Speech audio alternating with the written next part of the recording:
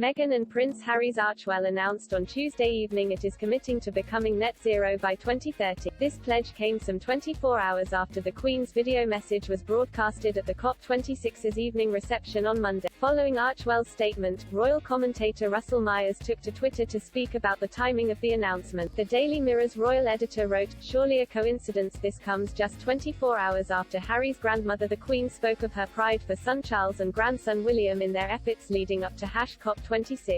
In her speech, Her Majesty urged world leaders to rise above the politics of the moment and find agreement for the sake of future generations."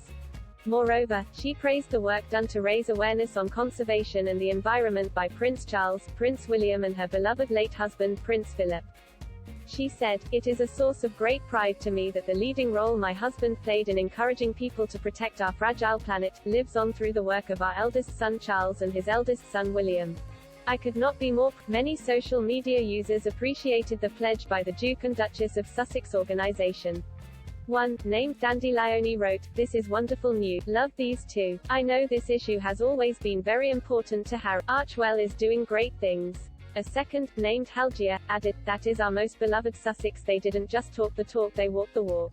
Archewell zero emission by 20, and another Twitter user with the nickname Flowers said, "That's what I am talking about, more actions, less pretending to work." Love the Sussex team. In its statement, Archewell, which encompasses a non-profit foundation and the production division's audio and productions, said, "While we have actively made choices to offset and balance this carbon footprint, now, with the tools provided by partner organizations, we know that we can all do better. We can be net zero, and this is what we pledge to do. We are a young company, but today, Archewell joins our co-founders in committing to reach net zero carbon emissions by 2030. Achieving net zero carbon emissions means making a series of choices over time to make that footprint as small as possible, while compensating for any remaining emissions through high-quality carbon removal projects."